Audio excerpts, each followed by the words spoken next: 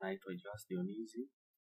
Leo nafundisha namna ya kutumia Microsoft Word ambayo inatumika kwa ajili ya kuandikia maandishi kama vile barua, hata kumbukumbu za notes.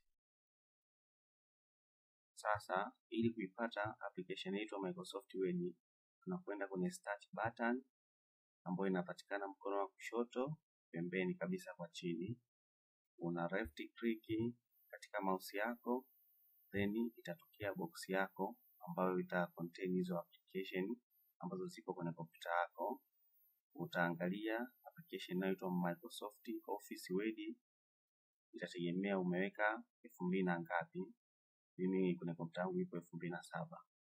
Hapa nimeshaipata application kwangu, lakini wewe unaweza usipate. Iko hapa, utakuja kwenye sehemu imeandikwa all program iko kwa chini, then utaiclick. Kisha click utatafuta sehemu iliyoandikwa Microsoft Office au folder iliyoandikwa Microsoft Office, then uta right click. Zitakuja application zote za Microsoft Office ambazo ziko installed kwenye kompyuta yako. Utaangalia application inaitwa Microsoft Word, then uta left click. Ikishafunguka application yako itakuwa ina muonekano kama hivi. Sehemu hii nyeupe unayoiona ni text area ambayo inatumika kwa ajili ya kuandikia, lakini kuna sehemu ambayo iko kwa juu kabisa ambayo inaitwa title bar. Hii huwa inabeba jina la